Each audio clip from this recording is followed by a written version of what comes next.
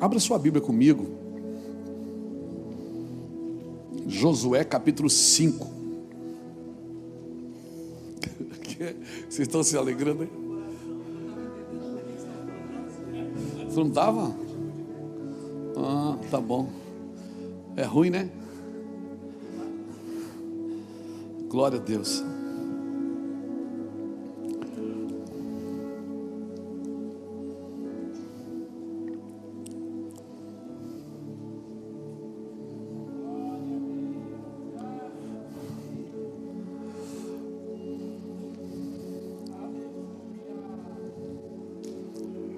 Josué capítulo 5.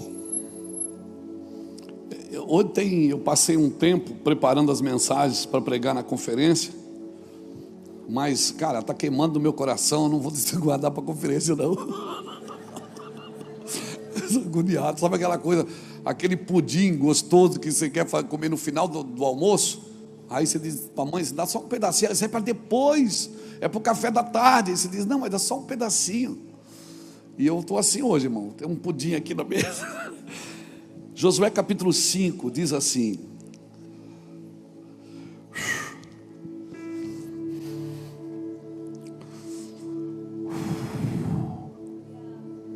e sucedeu que, ouvindo todos os reis dos amorreus que habitavam deste lado do Jordão, ao ocidente, e todos os reis dos cananeus que estavam ao pé do mar, que o Senhor tinha secado as águas do Jordão diante dos filhos de Israel, até que passamos, desmaiou-se-lhes o coração, e não houve mais neles alento, por causa dos filhos de Israel. Naquele tempo, disse o Senhor a Josué: faze facas de pederneira e passa de novo,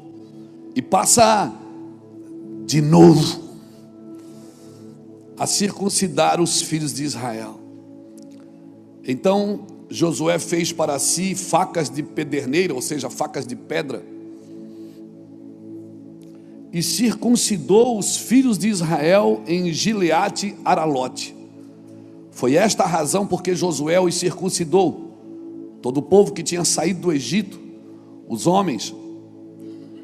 todos os homens de guerra eram já mortos no deserto pelo caminho, porque todo o povo que saíra estava circuncidado, mas nenhum deles que nascera no deserto pelo caminho, depois de terem saído do Egito, haviam circuncidado. Porque 40 anos andaram os filhos de Israel pelo deserto, até se acabar toda a gente dos homens de guerra que saíram do Egito, que não obedeceram à voz do Senhor, os quais o Senhor tinha jurado que lhes não havia de deixar ver a terra que o Senhor sob juramento prometeu dar a seus pais, terra que mana leite e mel. Porém, em seu lugar pôs os seus filhos. Os pais Deus não deixou entrar, mas no seu lugar pôs os seus filhos. E estes Josué circuncidou, porquanto estavam incircuncisos, porque os não circuncidaram no caminho. Tendo sido circuncidado toda a nação, ficaram no seu lugar no arraial, até que sararam. Disse mais o Senhor a Josué: hoje eu removi o opróbrio do Egito, ou seja, a vergonha. Hoje eu tiro vocês da vergonha, pelo que o nome daquele lugar se chamou Gilgal. Gilgal significa círculo, até o dia de hoje. Tem outro texto também aqui, mas eu vou ficar aqui com esse. Estenda a mão para cá, por favor, me abençoe, me ajude. Obrigado, Jesus, pela tua palavra. Nós submetemos o nosso coração e a nossa vida à tua palavra. Nós estamos submissos à tua vontade e o teu querer. Nós não somos dignos de compartilhar o teu nome e a tua palavra, mas o Senhor nos abençoou e nos pediu para fazer isso, e nos ungiu para fazer isso. Por isso nós queremos pedir que o Senhor estenda as tuas mãos sobre nós, e que essa palavra não fique aqui no meio dessas quatro paredes, mas que através dessas câmeras, do áudio, do vídeo, elas alcancem as nações e os corações. Nós rogamos ao Senhor por isso, e assim seja. Amém? Diga para a pessoa que está do seu lado: Deus vai te pegar aí hoje, meu irmão. Hoje Deus arranca o opróbrio. Glória a Jesus. Irmãos, nós estamos felizes. Uma das perguntas que as pessoas mais fazem para a gente é: como é que vocês trabalham? Há uma curiosidade de saber como que se faz. Não é assim com vocês também? A pessoa quer saber como é que vocês fazem. E nós não temos às vezes uma explicação. Ontem eu estava reunido com o Vânios do Mevan Academy, com a equipe ali. A gente começa a falar e começa a chorar, e começa a sonhar. Aí a gente não chega em lugar nenhum, sai da sala e vai embora. Por quê? Porque, irmão, é muita paixão. E às vezes as pessoas pedem para mim defina para mim a movimentação de vocês. O que é que vocês acreditam? Acreditamos em Jesus, no Pai, no Filho e no Espírito Santo. Nós acreditamos que o Pai é o alvo. O Pai sempre é o alvo. Jesus é o centro. O Espírito é o único condutor. A Bíblia é a base. Nós acreditamos nessas verdades. E eu até gosto muito de uma música que o Vilela fez há um tempo atrás, uma poesia. Ele me mandou: pastor, o que é que você acha? Eu digo: cara, nós somos isso aqui mesmo. Ele disse: eu acho que nós somos, pastor. Aí eu até separei aqui para ler para vocês. Quem somos? Tipo um exército de inadequados, onde a energia é conduzida por fios desencapados. Vai vendo. Somos um exército de pessoas inadequadas, onde a energia é conduzida por fios desencapados. Um bando de desajeitado lá de Itajaí, que muito mais do que fazer, quer fluir. Missões evangelísticas, vinde amados meus, com a cabeça de rei e o coração de plebeus. Não existimos para regimentar servos, mas para edificar uma fraternidade. Vidas valem mais do que coisas, para nós não é um lema, é uma verdade. O poder que nos move é só o da Bíblia, e por esse poder que segue em frente, somos como aquele pingo gelado que surge do nada no meio do seu banho quente. Olha que lindo isso. Sabe, você está tomando banho e de repente começa a cair um pingo gelado. Nós somos esse pingo gelado no teu chuveiro, irmão, para fazer você olhar para cima. Nós somos esse pingo gelado no seu banho quente, para fazer você olhar para cima e desconfortar, e dizer: cara, tem alguma coisa errada aqui. É nós. Dedão na cara dos papapop, mas com desejo de cuidar, não de condenar. Porque nossa maior vocação nesse mundo caído é amar. Isso somos nós. Irmãos, nessa viagem que a gente fez agora, eu vinha conversando com a Iraci, e aí chegamos em casa, desarruma a mala e tal. E aí teve um dia assim, ali agora, ontem, nós chegamos quinta. Eu estava meio assim, ontem preparando a mensagem. Cada vez que eu sento com a Bíblia, que eu começo a preparar as coisas para falar, sabe, vem uma angústia tão grande. Eu acho que é o alfinetezinho de Deus, não deixando a gente se exaltar pelas revelações. Sabe aquilo que aconteceu com o apóstolo Paulo? Quem sou eu para me comparar com ele? Mas sabe aquele que Paulo disse: foi me colocado um espinho na carne para que eu não me exaltasse nas revelações? Eu acho que Deus faz isso com a gente, Gladys. Quando Deus te der uma coisa muito forte assim, que vai trazer uma sentença muito alta, é como se ele furasse você com o alfinetezinho e dissesse: ó, isso aqui eu estou te falando, você vai falar, vai causar um rebuliço, mas não te exalta por causa disso. Essa palavra é minha, não é sua. Sabe, eu estava chorando, angustiado. Ele assim me abraçou por trás, assim na cadeira: o que foi, amor? Não estás feliz? Eu digo: não, amor, estou. Eu só queria ter menos idade e entender tudo que eu entendo hoje. Ela disse: amor, Essa é a angústia de toda a terra. Todo mundo queria ter menos idade e entender mais. Você está entendendo no tempo de Deus. E você não vai morrer velho. Você vai viver uma eternidade. Descansa, fica tranquilo. Todos nós queríamos entender mais, Saulo. Eu comecei com 28 anos, irmãos. As minhas pregações antigas você não dava conta de ouvir, porque o microfone estava dentro da boca.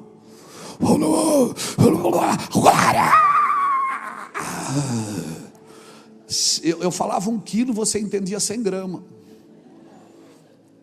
Mas a paixão, sabe, o temor de Deus era tão forte.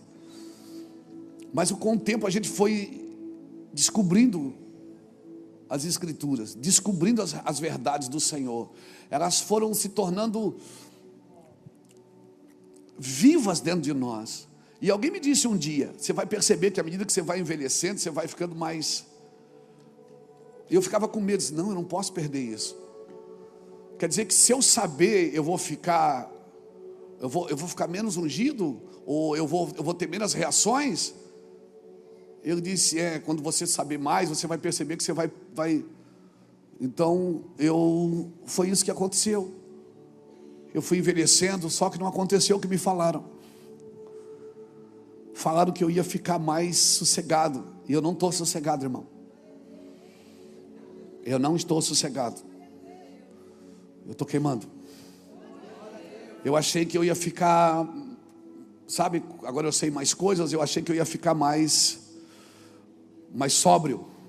E hoje eu estou trabalhando para não ficar sóbrio. Porque eu vejo muitos irmãos e amigos que ficaram sóbrios. E ficaram sóbrios demais. Entraram em muitas filosofias. Entraram em muitos achismos. E muitas formas de viver o Evangelho. E só existe uma forma. É a forma de Jesus. Evangelho é Cristo em vós, a esperança da glória. Você pode ser inteligente, você pode ser sábio, você pode ser PhD em tudo, e isso é bom e é importante. E não pense que eu estou pregando contra o ensino e contra o estudo, porque sou um cara determinado e gosto de estudar. Mas cara, quando o fogo vem, quando a glória te toma, tudo que você aprendeu que não faz sentido que não vai contribuir para a edificação do corpo, não serve.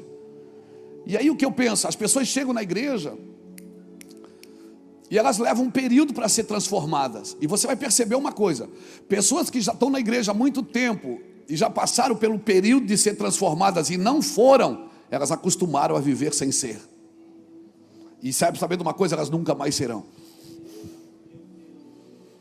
Porque a transformação é um período. Você tem que se deixar tocar. E se você viver esse período, você transpassar esse período de transformação e não for transformado, você acostuma a viver sem ser. Você acostuma a viver sem ser. E a pior coisa que pode acontecer para um crente é ele acostumar a viver sem ser tocado pelo Senhor. Irmãos, e o problema de você andar com Deus é que Deus vai apresentando diariamente você para você mesmo.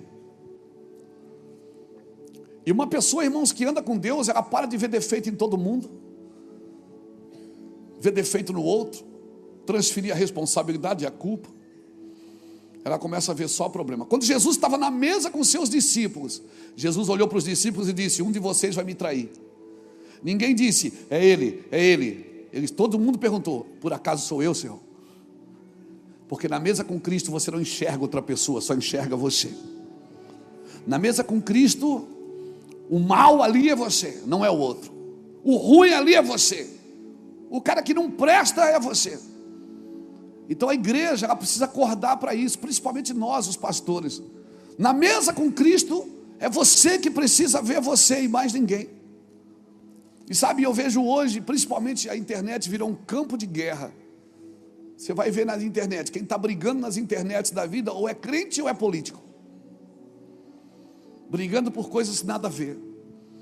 Porque se cada um cuidasse da sua vida e cuidasse daquilo que Deus tem para si, mas parece que viver cuidando da vida dos outros Virou uma forma que não tem melhor lugar de esconder os seus problemas e os seus pecados do que no problema e no pecado dos outros. O melhor lugar para esconder você é no problema dos outros. Apresentando dos outros, você recua o seu. E o Senhor diz para você apresentar o seu corpo como um sacrifício vivo. Você, quando vai na presença de Deus, você não apresenta outro corpo, você apresenta o seu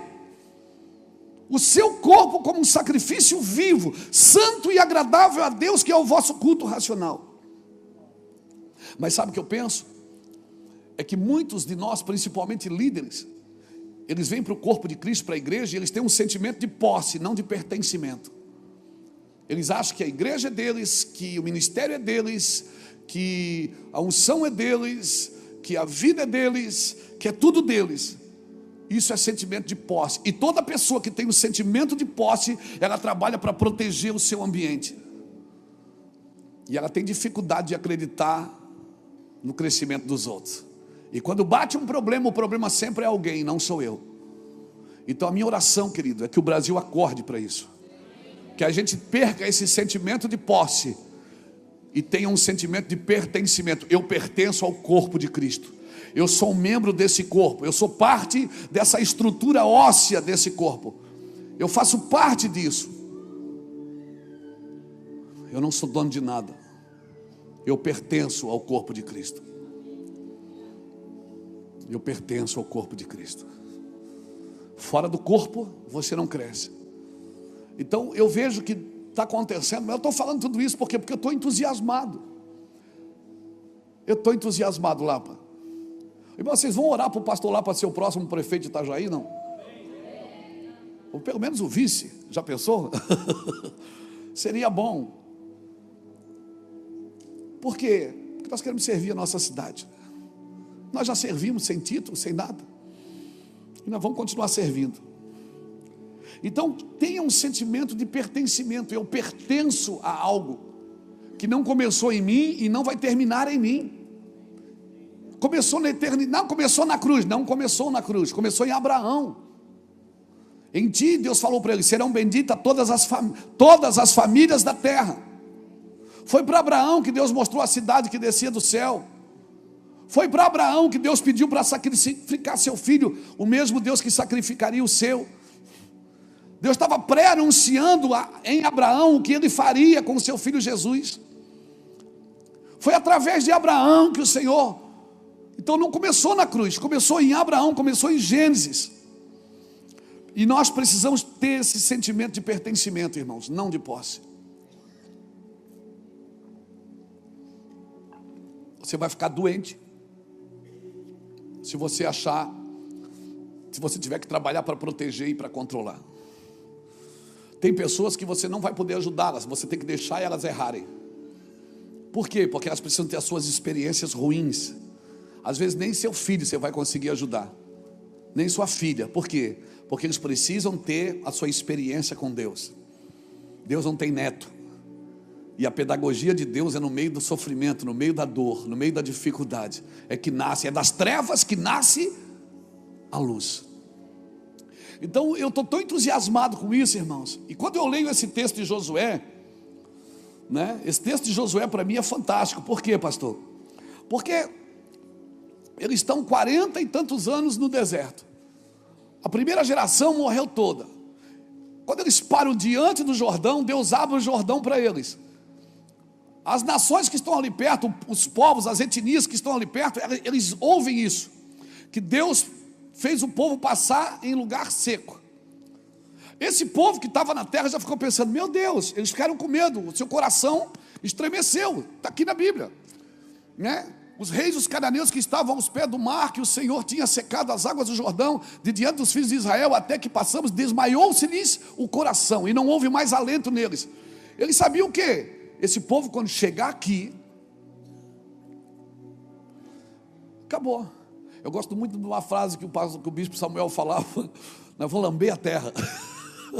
Não era assim, Saulo? Nós vamos lamber a terra. O bispo Samuel Francelino falava sempre isso: nós vamos lamber a terra, nós vamos lamber a terra. Porque foi o que esse povo fez. Ele ia passando e ia lambendo tudo, lambendo a terra.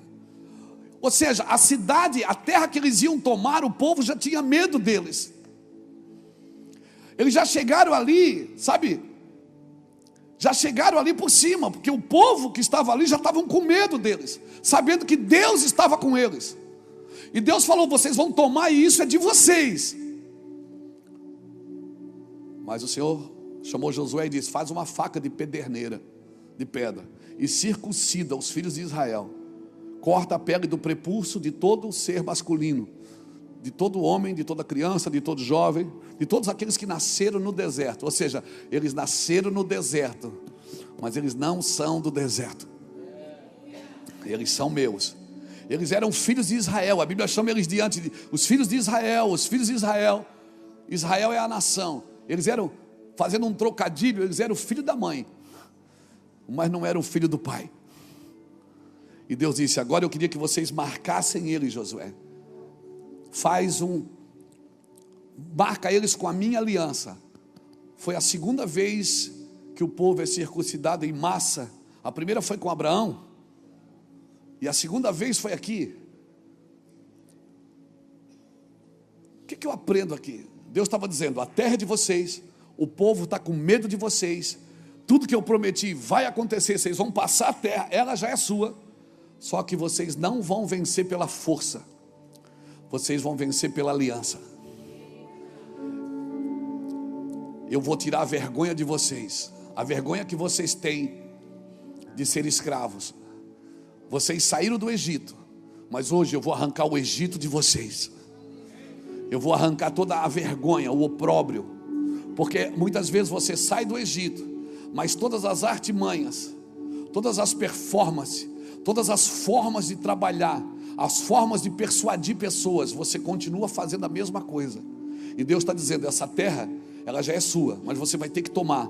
Agora tem um detalhe: você não vai tomar na sua força, você vai tomar na minha aliança. Eu vou fazer uma aliança com vocês.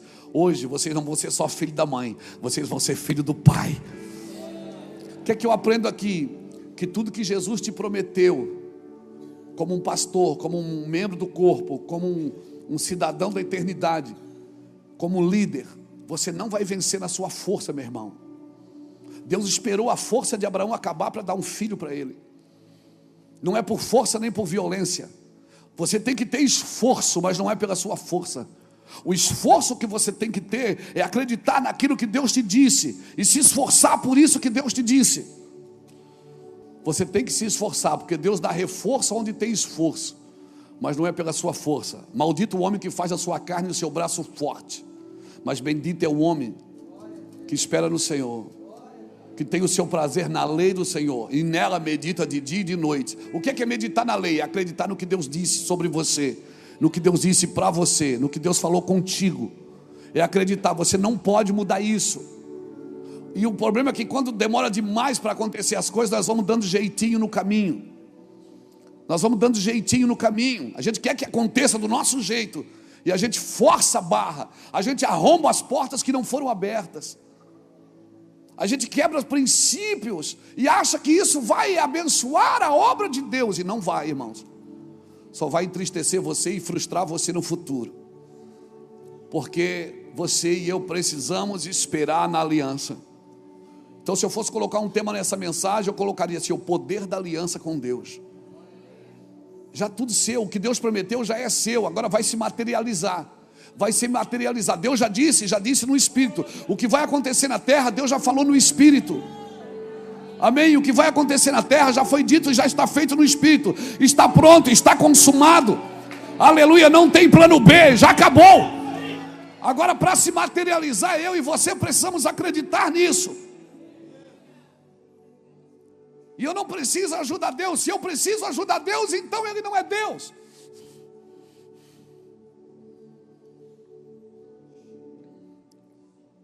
Então Ele não é Deus. Deus não é o meu Deus, Ele é o Deus de toda a terra. Toda a terra tem um plano e tem um propósito nisso. Diga plano. Propósito. Irmão, qual é o propósito de Deus? O propósito de Deus é o alvo final. É quando você atravessa a linha de chegada. Esse vai ser o propósito. Quando você chegar na eternidade, Deus disser: filho amado, está consumado, entra para o gozo eterno. Isso é o plano de Deus, é o propósito de Deus. Mas para viver o propósito tem um plano, e o plano é diário. Deus pode mudar o plano no caminho, não pode? Mas o propósito não muda. Deus pode mudar o plano. Eu vou repetir: Deus pode mudar o plano, o propósito não. Paulo e Silas estão indo todo dia à casa de oração, Atos 16:16. Um dia Deus muda o plano, leva eles para a cadeia. Todo dia Paulo e Silas estão indo a caminho de oração, todos os dias. Vai uma mulher atrás, dizendo: que homem abençoado, que homem glorioso, que unção. E Paulo para e repreende a mulher, porque ela está elogiando. É interessante os apóstolos, eles repreendem quem elogia e celebra quem critica. Interessante os apóstolos. Eu queria ser assim, ainda não consigo não. O plano muda, o propósito não. Paulo e Silas estão indo a caminho de oração todo dia, Atos 16:16. Naquele dia, por causa dessa mulher, eles foram açoitados e foram colocados no cárcere interior. Mas à meia-noite, eles começaram a cantar. Aquilo que eles iam fazer, eles fizeram na cadeia. E porque fizeram na cadeia, Deus veio e arrombou as portas, derrubou as correntes, arrancou tudo. Deus arrancou tudo. Por quê? Eles não iam para o templo, eles estavam presos. Mudou o cenário, mudou o plano, mas o propósito não mudou. Eles ainda adoravam a Deus naquele lugar. O problema é nosso, quando muda, às vezes o plano no caminho, a gente não sabe se comportar no novo plano de Deus, porque a gente acha que o propósito só funciona do jeito que a gente já conhece. Não, Deus vai mudar as coisas, irmãos. Deus vai mudar você no caminho. Amém? Paulo e Silas iam a caminho de oração, foram parar na cadeia. Paulo olhar para Silas e disse: Silas, vamos cantar, vamos adorar. Nós não íamos adorar, vamos adorar aqui mesmo. Ou seja, muda o cenário, mas não muda o propósito. Quando mudar o cenário, não mude o propósito, porque mudou o cenário. Mudou o governo do Brasil, você não pode mudar o propósito. Mudou a forma de fazer, você não pode mudar o propósito. Hoje não é a televisão e rádio, é a internet, mas não mude o propósito. Hoje é telão de LED, não é data show, mas não mude o propósito. Aleluia, mudou as nossas roupas, mudou a forma de fazer, mas o propósito é o mesmo. O problema é isso, que no momento de transição, muitas pessoas, por não entender, acabam transicionando tudo, e nem tudo transiciona. O que transiciona é o modelo, não o fundamento. O fundamento é o mesmo. Há um só fundamento. Ninguém pode pôr outro fundamento, a não ser aquele que já tem, que é Cristo. E cada um veja como constrói sobre esse fundamento. O fundamento da igreja é Cristo. Amém? E aí a gente bate no peito e diz: todas as coisas, Romanos 8:28, todas as coisas concorrem para o bem daqueles que amam a Deus e andam segundo o seu propósito. Todas as coisas concorrem para o bem daqueles que amam a Deus e andam segundo o seu. Sabemos que todas as coisas cooperam para o bem daqueles que amam a Deus, daqueles que são chamados segundo o seu propósito. Que andam segundo o seu propósito, é a mesma tradução. Todas as coisas cooperam para o bem, não cooperam? Mas para quem anda segundo o seu propósito. Porque quem não anda, não adianta distorcer para contribuir, não vai dar certo. Todas as coisas, você não adianta querer viver a sua vida e querer distorcer e encaixar as escrituras naquilo que você está vivendo. Ela não encaixa. Concorre para o meu bem, mas se eu for chamado, o que Deus tem para mim já está criado. Está concorrendo para o bem? Não. Estou perdido? Talvez. O que é que eu faço? Eu não faço uma coisa nova. Você está me entendendo? Por isso que muitas coisas da nossa vida vão ficando inacabadas, Você começa e não termina, começa e não termina, começa e não termina, começa e não termina, começa e não... Por quê? Porque você não dá conta de esperar o propósito. Aí você muda o plano. Você não muda o plano, quem muda o plano é Deus. E para concorrer tudo de bom na sua vida, você não pode mudar o plano. É só Deus quem muda o plano. Todas as coisas concorrem para o bem daqueles que amam a Deus. Então como é que eu faço, pastor? É muito mais importante para mim eu conhecer o plano global de Deus para toda a humanidade do que conhecer o meu propósito. Só que hoje, vamos e viemos. Todo mundo é chamado no culto para dizer assim, ó, Deus tem um propósito na sua vida. É ou não é? Quem já ouviu isso? Vem cá que eu vou orar, Deus vai te destravar. Nós estamos mais preocupados com o nosso propósito pessoal que o propósito eterno de Deus. Nós achamos que Deus vai negociar a sua obra eterna por causa de mim. Não, é eu que tenho que abandonar minha vida. Então hoje, descobrir o propósito eterno de Deus é muito mais importante do que descobrir o propósito da minha vida. O que é que Deus tem para a humanidade? É isso? Eu estou contribuindo? Não, então eu preciso mudar. Mas nós não, nós somos atraídos para o púlpito, atraídos para a igreja, por causa do meu chamado. Até porque o chamado não é seu, é de Deus. Se você achar que o chamado é seu, você vai usar para você. O chamado é dele. Não é o chamado que é seu, é você que é do chamado. A missão não é sua, você que é da missão. Porque se você parar a missão continua. E essa é a hora que você diz, ai, aleluia. Esse é o problema, é que nós temos sentimento de posse e não de pertencimento. E porque temos o sentimento de posse, queremos distorcer o céu para nós. E não queremos distorcer a nossa vida para servir aos céus. Então você vai ter que abandonar sentimentos, desejos, vontades. Você vai ter que abandonar algumas coisas que não contribuem com o propósito eterno de Deus. E é muito difícil eu abandonar algumas coisas, porque afinal de contas eu fui atraído para a igreja para Deus mudar a minha vida. E Deus não quer mudar a sua vida, Deus quer matar você.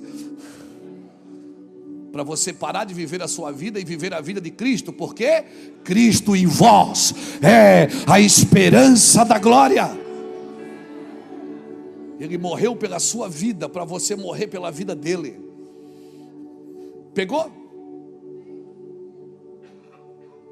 E nós vamos para o culto, vamos para a igreja, vamos para os seminários, vamos para a escola bíblica para melhorar de vida. Deus não quer melhorar a sua vida. Você quer transformar a sua vida. E se você não for alegre no propósito de Deus, esquece. O homem é movido por três coisas. Ele vive por propósito, por necessidade ou por prazer. O homem vive por propósito, por necessidade ou por prazer. Tem gente que vive a sua vida só pelo prazer. Tem gente que vive a sua vida só por necessidade. Mas tem gente que vive a sua vida por propósito. E a diferença de viver o propósito é que se você vive o propósito de Deus, certamente você não vai cair em necessidade e nem em prazer. Não vai se perder pelo prazer, porque você vai achar prazer e fartura no propósito de Deus. Por isso que muita gente que perderam o propósito vão para a internet criticar os outros que estão vivendo o propósito.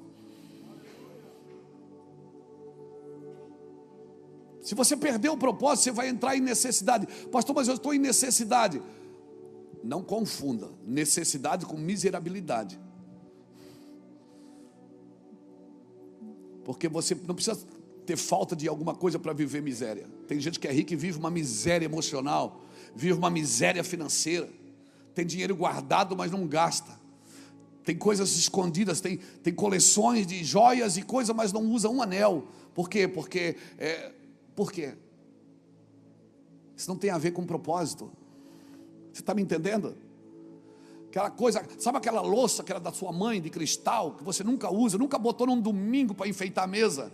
Aí cada vez que vai limpar, quebra uma taça.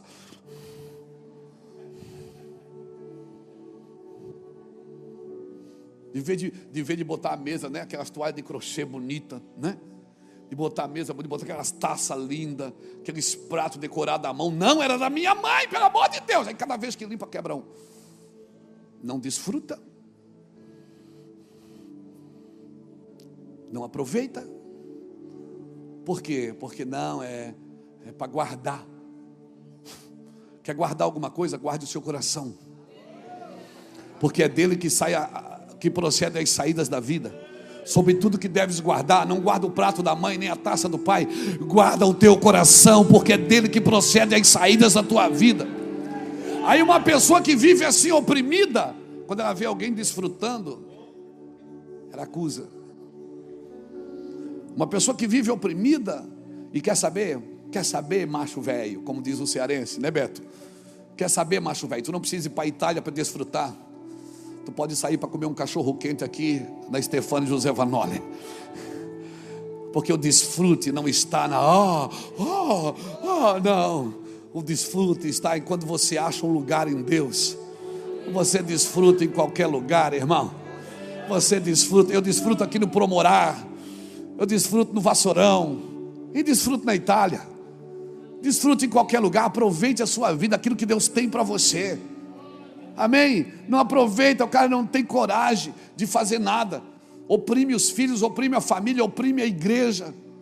Por causa do controle, por causa do sentimento de posse. É tudo meu. Quem diz é meu são as crianças, não são os adultos. E se o herdeiro for um menino, de nada ele difere de um escravo, ainda que ele seja senhor de tudo. Então entenda isso. É muito mais importante para mim eu conhecer o plano global de Deus para toda a humanidade. Porque o plano da minha vida tem a ver com o plano global de Deus para toda a humanidade. E se eu quero entender Deus, o que Deus quer da minha vida, eu preciso entender o que Deus quer para toda a humanidade. O plano global de Deus tem a ver com antes do plano individual. Marque isso, se você trouxe uma caneta para anotar, ou anote no seu iPad, iPhone, aí alguma coisa. O plano global de Deus tem que vir antes do plano individual para a minha vida. O plano é o processo para cumprir o propósito, para chegar no alvo final. Deus tem o alvo final. E nós precisamos conhecer o plano de Deus. E aí aqui que eu entro. O plano de Deus para a sua vida envolve Babilônia. Envolve o Egito. Envolve negócios. Envolve dinheiro. Envolve política. Envolve artístico. Envolve tudo, irmão. O problema é que nós ficamos aqui na beirada da estrada jogando pedra na Babilônia. E a gente esquece que a gente pode acertar a cabeça do irmão Daniel que está lá. O irmão Daniel está lá na Babilônia. E não foi o diabo que levou ele. Foi Deus. Cuidado quando você fica jogando pedra. O mundo do diabo. O diabo. Cuidado para você não ficar jogando pedra no Egito para não acertar a cabeça do Zé. Porque quem levou o irmão José para o Egito não foi o diabo. Foi Deus. Porque isso fazia parte de um propósito. E Deus esquematizou um plano. Ah, meu irmão. Quando eu e você entendemos isso, cara, quando você entende isso, essa é a aliança. Eu tenho uma aliança com Deus. Eu fui circuncidado no meu órgão reprodutor. E se eu fui circuncidado no meu órgão reprodutor, eu não tenho medo de me multiplicar em todos os lugares da terra. E eu não estou falando isso sexualmente. Eu estou falando, entenda o que Deus quer de você. Porque senão você vai ficar enclausurado no meio de 4 paredes, numa estrutura que você construiu e ainda acha que é dono dela.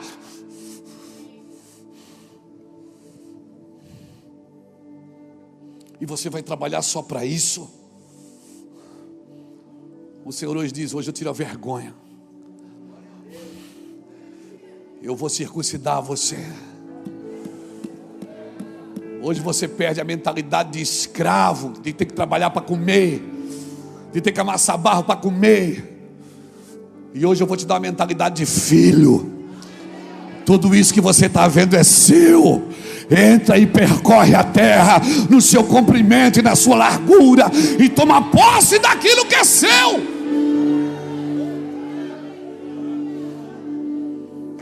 É seu.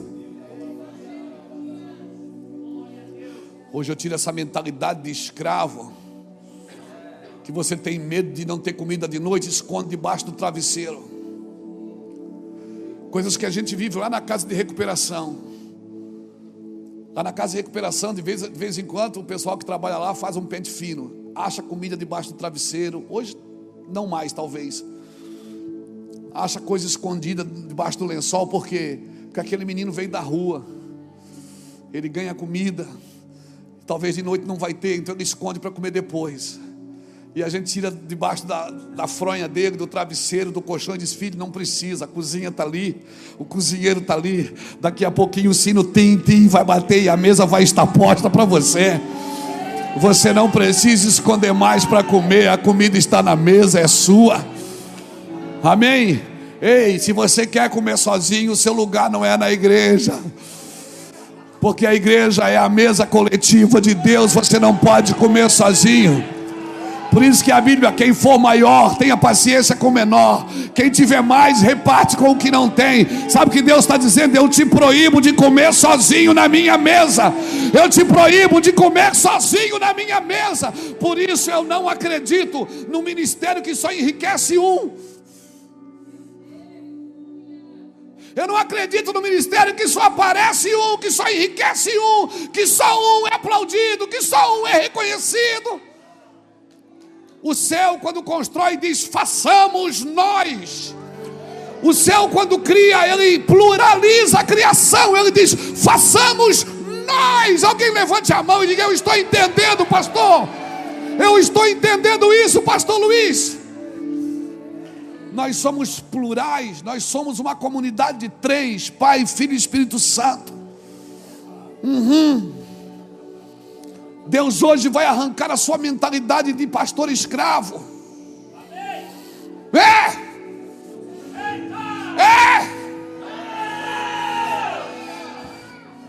E você vai ter mentalidade de filho.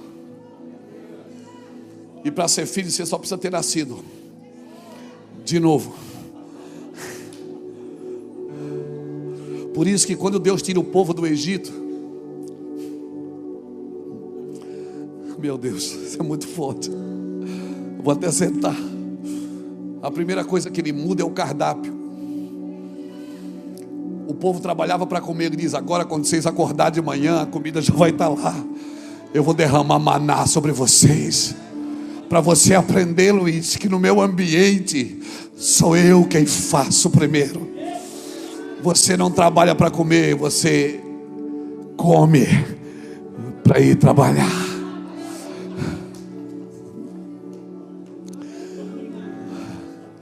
Sabe o que Deus estava dizendo? Quem dava comida para vocês, era Faraó. Vocês tinham que fazer alguma coisa para ele, para ganhar a comida dele. Agora para mim não. Para mim vocês só precisam me obedecer. Não tome mais decisão por aquilo que você tem que fazer. Tome decisões por aonde você tem que estar. Porque aquilo que você tem que fazer está exatamente onde você precisa estar. Então, antes de procurar o que fazer, procure o lugar que você precisa estar. Porque o que Deus tem para a sua vida está no lugar. E se não estiver mais ali, Deus muda você de lugar. Eu não sei tudo que eu preciso fazer, eu sei disso. Se tem uma coisa que eu sei, é não saber tudo que eu preciso fazer, mas eu sei aonde eu preciso estar. Amém, irmãos? E a segunda coisa que eu diria para você ainda, debaixo dessa palavra, é: às vezes você está chamando algumas coisas de bênção que para Deus não é bênção. Não são bênção. Nós precisamos perguntar para Deus o que é bênção para Deus. Porque Deus, o que é que Deus abençoa? Deus abençoa tudo que Ele cria para viver no lugar que Ele colocou. Qual é a bênção de um pássaro? É voar.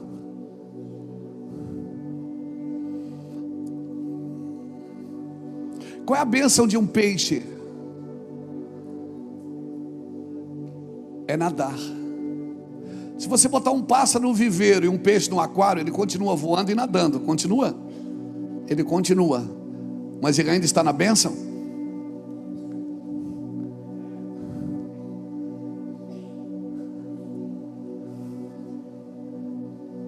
Não. Se você colocar um peixe no aquário, ele está nadando, mas ele não está na bênção que Deus o criou. Ele está nadando para você, que é dono do aquário. E se você botar o pássaro no viveiro, ele está voando para você, que é dono do viveiro. Mas não é a bênção que Deus tem para ele. Por isso eu não prendo ninguém, irmãos. Eu quero que as pessoas vivam na bênção que Deus tem para elas. A bênção é a ordem de Deus para aquilo que foi criado, funcione para aquilo que foi criado. Então você não precisa pedir bênção para fazer algo. Você precisa entrar na bênção que você nasceu para ser. Qual é a bênção de um homem? Quando Deus criou um homem, qual é a bênção que Deus disse para ele? Domine o homem sobre todas as coisas. Aí o homem quer dominar pessoas. E dominando pessoas ele sai da bênção. Porque ele foi chamado para dominar coisas. Para que Deus te salvou? Para ficar salvo? Não, para você voltar à sua bênção. Para você voltar a domínio. Então a bênção de um homem é dominar sobre todas as coisas. Quando Deus cria Adão, ele disse o quê? Domine sobre as aves do céu, sobre os peixes do mar e sobre os animais da terra. Os 3 ambientes que o homem domina: terra, céu e mar e água. O homem foi chamado para o domínio, não para o controle. O controle é de Deus. Então se um homem ele é salvo por Jesus, para quê? Para voltar ao princípio de Deus. O homem é salvo por Jesus para voltar, para viver aquilo que Adão perdeu. Por isso que o homem que vencer, uau! Como que nós vencemos, Fernando? Não deixando nada nos dominar. Ao que vencer, comerá da árvore da vida que está no meio do paraíso de Deus. Eu não estou falando de submissão de pai para filho. Eu não estou só falando de submissão ao patrão e o empregado. Eu não estou falando de submissão à ovelha e o pastor. Não, isso são coisas naturais da vida e do evangelho. Eu estou falando de você vencer ao que vencer. Vencer não tem nada entre você e Deus. Não tem nada entre você e Deus. Há o que vencer. Dali-ei que se alimente da árvore da vida que está no meio do paraíso de Deus. Aquilo que Adão não pôde comer mais da árvore da vida, porque ele comia da árvore da vida, mas ele inventou de comer da árvore do conhecimento do bem e do mal. Na realidade Adão não queria o mal, ele queria o bem que está no mal. Quando Adão vai comer da árvore do bem e do mal, porque a árvore da vida ele comia, ele não podia comer da árvore do conhecimento. Esse é o problema, é quando a gente quer comer e quer conhecer mais do que a Deus. E por isso que a gente se acha no direito de julgar pessoas, de condenar pessoas, de enfiar o dedo na cara das pessoas, porque a gente se acha no direito.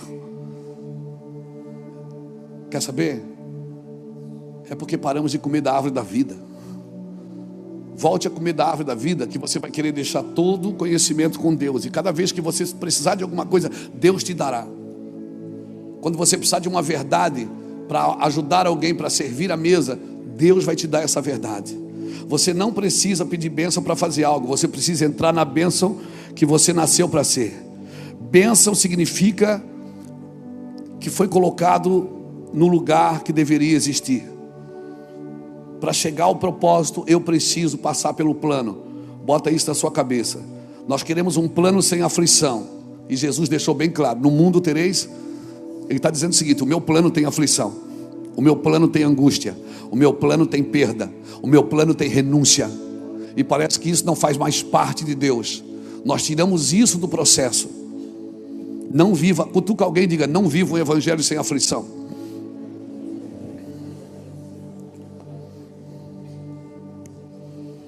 Porque se você não tiver com o que militar, você vai militar em causa própria. Quando nós começamos, a gente começa com muita paixão. Por isso que essa semana, ontem, eu estava em casa angustiado. A gente começa com tanta paixão, tanta vontade de fazer, a gente quer mudar o mundo. Tem coisas que você gerou pela paixão que você carrega, mas eu e você ainda não temos o entendimento para nos mover nela. Não temos o entendimento. Precisamos do entendimento. Irmãos, tem uma coisa que tem muito nessa geração: é ideias. Todo mundo tem uma ideia, gente. Eu mesmo tenho uma a cada 10 minutos. O problema é que é a geração de ideias sem direção. Nós não precisamos de uma nova ideia, nós já temos uma eterna. Quem tem uma eterna não precisa de uma nova ideia. E se tiver que acontecer algo novo, deixa que ele faz. Ele vai fazer algo novo. Deixa que ele faz, porque para ele é novo. E será novo para nós, se deixarmos ele fazer. E ele gosta de fazer novo, porque ele faz tudo novo de novo. Ele já fez isso. Em alguma geração ele já fez o que está fazendo. Esse é o nosso problema. As pessoas têm muitas ideias do que direção. E sabe, quando você tem muita ideia sem direção, você procura alguém para te dar direção. E também às vezes acaba batendo na porta errada. Vou pedir direção para quem não tem direção, e muito menos ideia. Quando você tiver uma ideia, põe na mesa para Jesus. E procure pessoas que têm o mesmo coração. Procure pessoas que querem a mesma coisa. Se uma sociedade perder a capacidade de enxergar o óbvio, essa sociedade, ela perderá o evangelho de vista. O óbvio, Cristo. O óbvio é Cristo. O óbvio do evangelho é Cristo. Se eu e você perdemos isso, já era. Você não ensina isso. Convicção você não ensina. Você não tem a classe. Nós temos aqui no discipulado a classe das convicções? Não temos. Porque convicção você não ensina. Convicção você tem e você afeta os outros com a sua convicção. E se você tem convicção, você tem que viver como alguém que tem convicção, não como alguém que está perdido. Eu posso ser um homem peregrino. A igreja, ela é peregrina, mas ela não é andarilha. Ela é peregrina na terra, mas ela não é andarilha na terra. Uma vez nós estávamos fazendo evangelismo e paramos para um andarilho e perguntamos para ele: você está indo para onde? Ele disse. Ele começou a rir. Disse: por quê? Eu não tenho para onde ir. Então eu acordo de manhã, eu não preciso ir para lugar nenhum, porque eu não tenho direção. Tá, mas você veio da onde? Eu vim de uma cidade, passei por outra e fui passando por outra. Ele não sabe de onde veio e nem para onde está indo. Mas esse não é o testemunho de Jesus. A igreja sabe de onde veio e sabe para onde está indo. E se uma igreja que sabe de onde veio e sabe para onde está indo, ela não precisa de mais nada para lhe dar direção. Ela já sabe para onde está indo. Ela tem que ter essas convicções na sua vida. Então separe sua função da sua identidade. Você não é porque faz. Você faz porque você é. Porque um dia a sua função vai acabar. Quando eu ficar velhinho, bem velhinho, talvez eu não vou ter mais força para pegar um avião e ir para outra nação. Talvez eu não vou conseguir segurar o microfone, vou ter que usar aquele da Madonna. Mas as minhas convicções, elas precisam estar atentas e alertas e vivas dentro de mim. Separe então a sua função da sua identidade, porque um dia você pode perder a função. O que você não pode perder é a sua identidade. Deus pode mudar o plano, pode mudar a sua função. O que você faz é que deve estar firmado no que você é. Você é para fazer, você não faz porque é. Ou melhor, você é para fazer, mas não é porque faz. Você não é porque você faz. Você é para fazer aquilo que Deus te chamou. Por quê? Porque Deus pode mudar você. O Deus que você serve, Ele tirou Nabucodonosor do trono e colocou no pasto. E tirou Davi do pasto e colocou no trono. Deus é um Deus que muda os planos, não o propósito. Eu sei os planos que eu tenho para vós.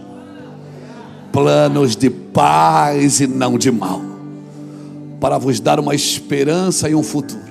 Então orareis e me achareis, quando me buscares de todo o vosso coração. Sabe o que é buscar de todo o coração? É dizer assim: eu me desarmo e eu quero viver o que o Senhor tem. O que é que o Senhor tem? Me diga que eu abandono todo o resto. Isso é viver de todo o coração. Os planos do Senhor não podem ser frustrados. Eu vou vivê-los na íntegra. E aí o problema é que quem está fora dos planos e dos projetos, e vê alguém às vezes dentro do plano, ele fica criticando e batendo, porque é a única coisa que lhe resta. É a única coisa que lhe resta. Não faça isso, querido. Por favor, não faça isso. Se não está disposto a conhecer a voz de Deus, não adianta estudar letra. Se você não está disposto a... Né, Vandes? O meu Van Academy funciona até Deus falar. A escola bíblica funciona até a voz gritar dentro de alguém. Se você não está disposto a ouvir a voz, não adianta estudar letra. Estudar letra para quê? Para ser conhecedor de história? A Bíblia não é um conto de história, não é uma história. A Bíblia não é para contar história, é uma realidade de vida. A Bíblia não é um livro de história, é um livro de realidades. E por isso, você não pode só ensinar a Bíblia. Você tem que educar uma geração pela Bíblia. E qual é a diferença de ensinar e educar? Quem ensina, repassa conteúdos. Quem educa, transfere valores. Transfere valores. Isso é importante, porque nós estamos na geração, irmãos. Guarda isso no teu coração. Habilidade tem mais a ver com a qualidade do que se aprende do que com a quantidade do que se sabe. Guardou isso? Pegou isso? Então eu vou repetir. A habilidade que você adquire tem mais a ver com a qualidade com que você aprende do que com a quantidade daquilo que você sabe. Porque você pode saber muito e não tocar a vida de ninguém.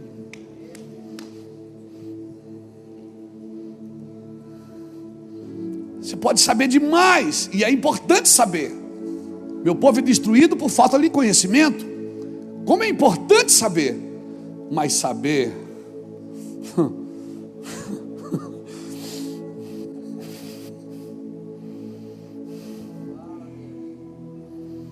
saber sem o cheiro, irmão, não adianta.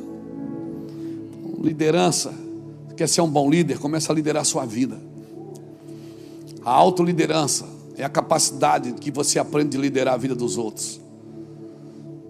Por isso que você vai ver muitos doutores perdidos e muitos analfabetos que dirigem melhor a sua vida do que muitos doutores. Porque a autoliderança, a autocapacidade não tem a ver com a capacidade intelectual ou formação profissional. A liderança começa com a autoliderança. Amém? Acho que está bom. Acho que a gente pode orar.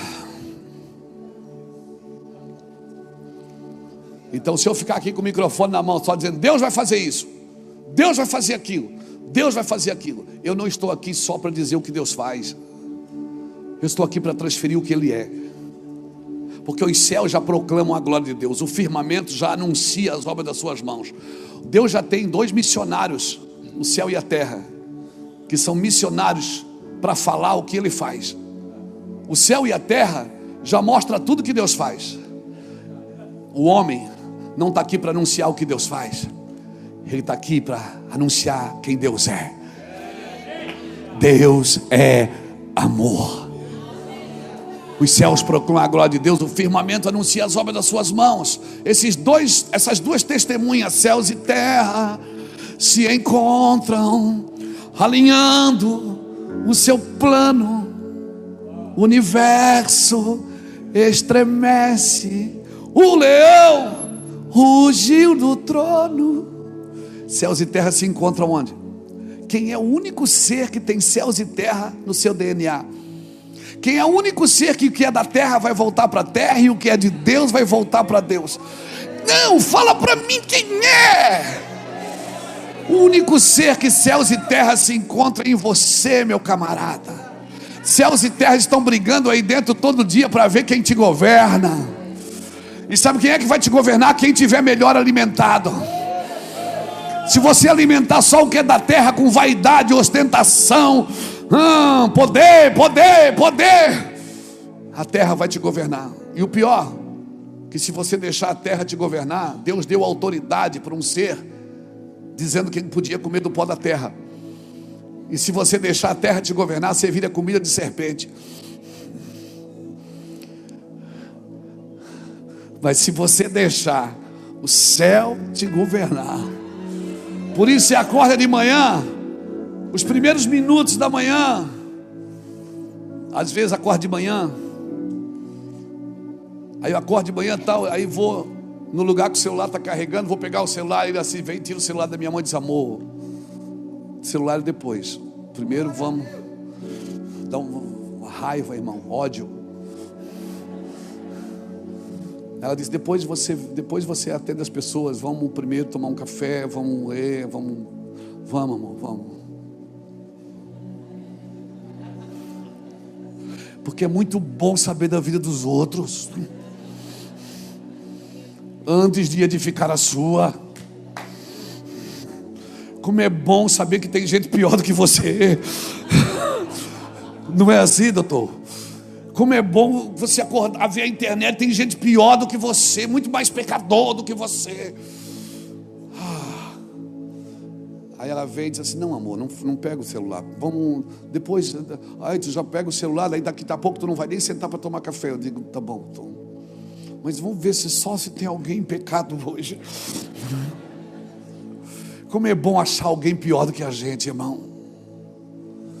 Como é bom. Porque não tem lugar melhor para esconder as nossas debilidades do que na debilidade dos outros. Como é bom apontar e dizer: foi a mulher que tu me deste. Como é bom apontar: foi por causa disso, foi por causa que choveu, foi por causa. Como é bom, quem é bom de argumento é ruim de arrependimento. Quem argumenta tudo não se arrepende nunca. Entenda o que Deus está falando comigo e com você aqui nessa manhã. Se eu sou você, eu chego em casa, eu pego essa mensagem, eu mando para todo mundo, porque eu vou ter que ouvir de novo. Deus está acabando comigo aqui. Então, eu sou para propagar o que Ele é. Eu não estou aqui só para falar o que Ele faz. Jesus disse: quem vê a mim, vê o Pai. E mandaram ele fazer alguma coisa. Ele disse: o filho só faz o que vê o pai fazendo. Isso é uma vida de revelação que Deus tem para você. Daniel 11:32 diz assim: o povo que conhece a Deus se tornará forte e fará proezas.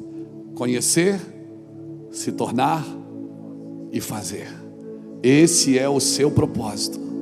Você não pode fazer sem se tornar, e você nunca se tornará sem conhecer.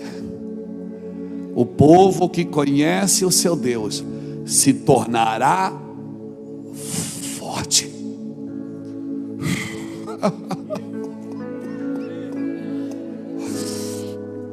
E fará proezas. Você precisa de uma nova revelação para o seu ministério. Você precisa conhecer o Deus que te chamou. Conhecer, se tornar. Mas eu já curo enfermo, pastor. Eu já expulso demônios. Mas um dia você pode ouvir: eu não te conheço. Trabalhar para Deus não te aprova. O que te aprova é conhecê-lo. O que te aprova é aquilo que aconteceu com Jó. Ele chegar para o diabo. Deus fez um culto, o diabo apareceu. E ele disse: tens visto o meu servo Jó? Não tem homem na terra como ele. Cara, uma coisa é você preparar um culto para falar de Deus. Outra coisa é Deus preparar um culto para falar de você. Você viu meu servo Jó, já Deus? Não há homem na terra como ele. Também o Senhor dá tudo para ele, tira tudo. Só não toca na vida dele. Pode ver que ele perdeu os filhos, perdeu os bens, perdeu as terras, perdeu tudo, só não perdeu a esposa. Por que Deus não deixou o diabo tocar na esposa? Porque Deus disse: não toca na vida dele. E os dois são uma. Pegou. Então quando a sua esposa ficar doente, você pode dizer: eu sou carne com ela, ela é carne comigo. Põe a mão. Você tem essa. Ninguém tem mais legalidade de orar pelo seu cônjuge do que você. Vocês são uma pessoa só. Pegou isso no seu espírito?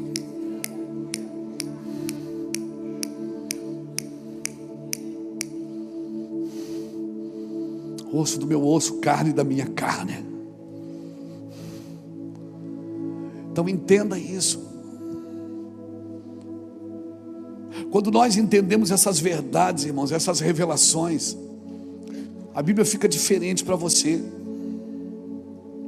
Conhecer a Deus não determina só a sua identidade, mas determina a sua identidade e as suas realizações. E eu vim aqui nessa manhã, já estou terminando, como um profeta para minha e para a sua vida, para dizer que sempre que nós não damos ouvido ao que os profetas dizem, o final é muro caído, é templo destruído, é cativeiro. Por favor, escute os profetas. Tem homens de Deus e mulheres de Deus que não se venderam, que não cobram pelo que fazem. Por favor, acredito que nós temos alguns anos ainda para construir algo que não dará resultado agora, Jackson. Nós estamos construindo algo que não dará resultado agora. Muitas pessoas vão ficar olhando para você, mas não dá resultado. Não se assuste, você não foi chamado para dar resultado agora. Nós não fomos chamados para dar resultado agora. Nós fomos chamados para dar continuidade. Talvez você está fazendo uma coisa, a vida está passando, os dias estão passando, você está dizendo: cara, chega em lugar nenhum. Estamos construindo juntos em blocos separados.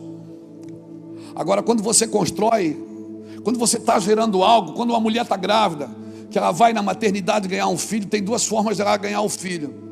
Ela pode ganhar em parto normal, ou ela pode ganhar em cesariana. O problema é que parto normal ela vai ter dor agora, mas 3 dias depois ela sai com a criança no colo, andando com as suas pernas. A cesárea, ela é isenta da dor, mas depois você vai precisar de alguém para cuidar da mãe e do filho. Então, se você se isentar da dor agora, fique tranquilo, você vai ficar com dor depois. Então o meu recado para você: anda no normal, naquilo que Deus tem para você. Não facilita agora, não tenta se livrar da pedagogia de Deus agora. Se é para doer agora, que doa.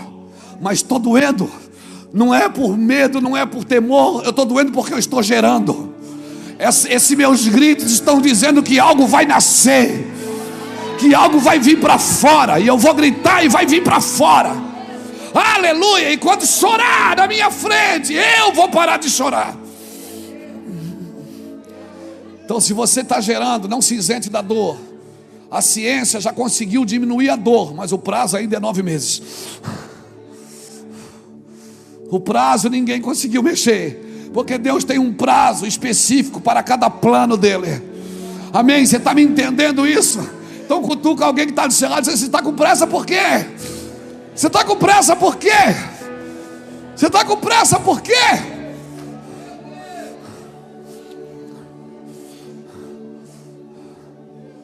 Vou circuncidar você, vou tirar a vergonha.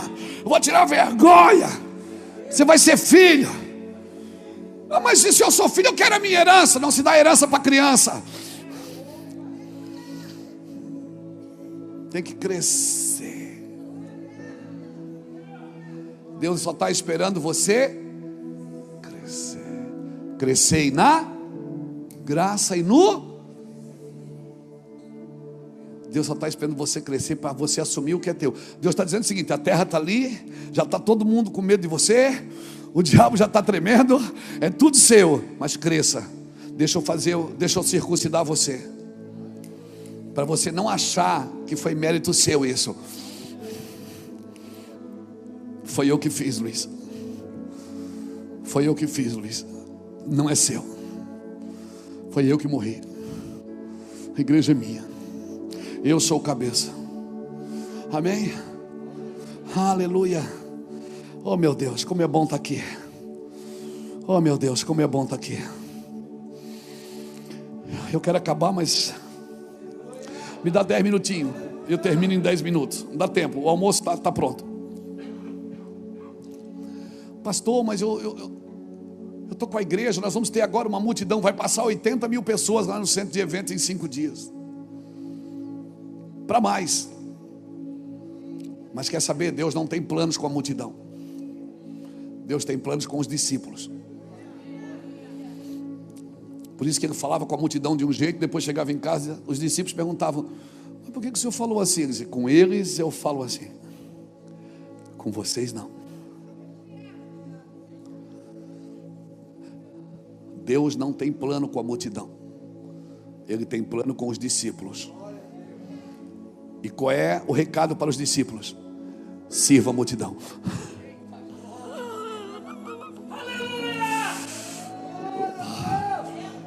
O problema é que você cobra uma coisa da multidão que Deus não está cobrando dela, está cobrando de você. Você cobra uma coisa da multidão que Deus não cobra deles, cobra da gente. Não seja de vós muitos mestres. Não seja de vós, você quer título, você quer cargo, você quer... Não seja de vós muitos assim, porque sobre vocês é um pouquinho, o negócio é um pouquinho mais arrochado. E aí nós vamos para o púlpito cobrar da multidão uma conversão, uma cura que muitos de nós ainda não fomos curados. Ai, aleluia. Eu oro por uma liderança saudável. Ai, eu oro por uma liderança saudável. Ai, eu digo aos discípulos: salve a multidão, cure a multidão, visite a multidão, transfira a sua natureza, transfira a natureza de Cristo. Não seja um assassino de vocação, por favor. Ajude as pessoas a acharem o seu lugar. Não seja um assassino de vocação. O preço de um assassino de vocação é terrível. O preço que vai pagar um matador de sonho é terrível. Se as pessoas sonharem, deixa elas sonharem, sorria com elas. Quando os discípulos vieram para Jesus, disseram: nós vimos o diabo, nós vimos, Senhor, nós orávamos, as pessoas eram curadas. Nós orávamos, as pessoas eram salvas. Jesus entrou com eles na festa. Jesus disse: eu vi quando Satanás caiu do céu como um raio. Mas Jesus disse: não se alegrem por isso. Não se alegrem porque vocês têm poder. Se alegrem porque os vossos nomes estão arrolados no céu. Ou seja, você está envolvido comigo, com a eternidade. Não se alegre porque eu te uso. Eu uso uma mula, eu uso um galo, eu uso quem eu quiser, Luiz. Um homem que serve de pedra de tropeço para outros pagará um grande preço na sua descendência. Anota, porque isso não é uma praga de Luiz Hermínio, não. Isso é Bíblia. Um homem que serve de tropeço para outros homens pagará na sua descendência um preço muito caro. Seus filhos não fluirão, não crescerão. Por quê? Porque ele foi pedra de tropeço para os outros. Língua comprida é sinal de mão curta. Quem só fala não faz. Não põe a mão, não estende a mão, só estende dedo. Eu oro por uma liderança saudável. Mas tem coisa ruim, pastor. Tem coisas ruins que na sua vida é ruim, mas são redentoras para a sua vida. Amém? Deixa eu te dar um recado. O filho pródigo, onde é que ele terminou? Ele terminou dentro de um curral de porcos, tentando comer junto. E nem os porcos o queriam. Foi ruim para ele ou não foi? Foi ruim ou não foi? Mas para o pai foi bom. Tem coisas ruins na sua vida que para você é ruim, mas para o pai é bom. A minha oração é que Deus não precise colocar, acrescentar no seu plano coisas ruins, porque são ruins para você, mas para o pai foi bom. O pai, você acha que Deus celebra a sua bondade? Tu acha que Deus celebra as suas coisas boas? Não, Deus não celebra o seu dia bom, Deus celebra os seus retornos. Toda vez que você acorda e diz, cara, eu não devia ter falado isso, eu não devia ter feito isso. Deus aplaude e celebra os seus retornos, as suas reações corretas diante dele. Se eu quero ser um líder, eu preciso dessas metas. Aplique nos seus sonhos disciplina, comprometimento, persistência. Amém? Todo aquele que tem fé no poder de Deus, ele vai viver um estilo de vida arriscado. Eu quero deixar essa palavra, irmãos. Eu estou lá passeando com a minha gata. É a segunda vez que a gente sai para passear sem sair para pregar. Eu não levei nem o iPad, levei a Bíblia, li só um dia. Mas Deus não parava de falar. Deus não parava de falar. E Deus dizia assim, Luiz, viva uma vida honesta. Você sabe qual é o segredo de ser honesto? Qual é a vantagem de ser honesto? É que tem pouca concorrência.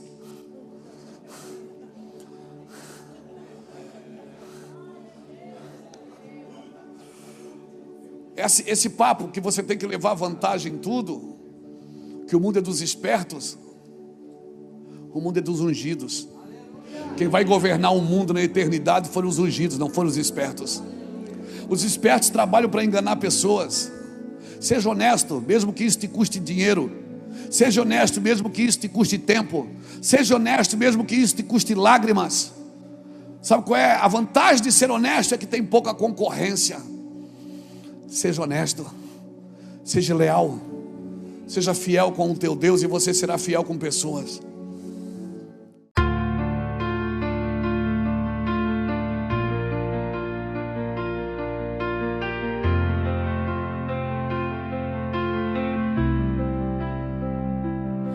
I built a fortress out of pain and pride. Every stone a promise, every tear I'd hide. Love was a war I refused to fight. So I lived behind walls, safe from the light.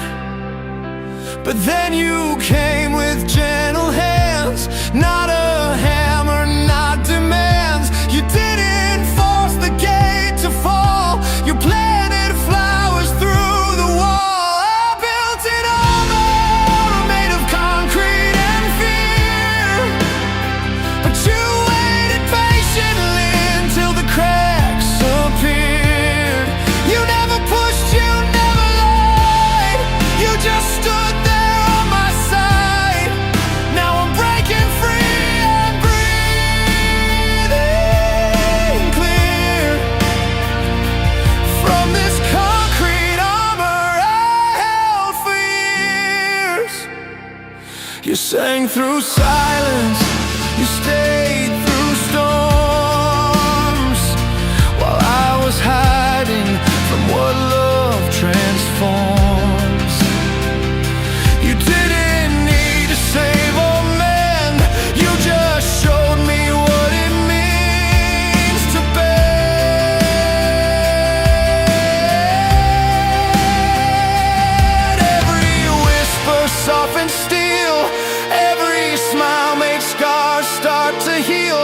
I finally saw what love could be when it wasn't trying to rescue me.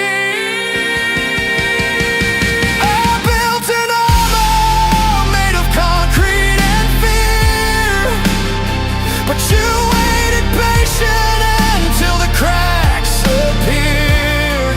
You never pushed, you never lied, you just stood there on my side. Now I'm breaking free, I'm breathing clear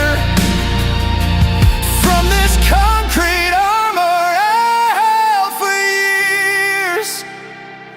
And now I'm standing in the open air. The sunlight burns, but I don't care. If loving hurts, then let it scar. It means I've come this far.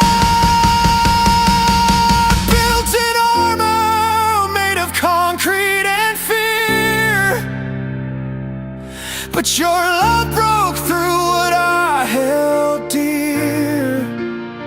Now every piece that used to weigh me down is a melody I sing out loud. You didn't tear me down, you made me real. You taught my heart how to feel. Concrete turns to dust in your hands, and I'm learning how to understand that love's not war, it's just the art of healing stone into a heart.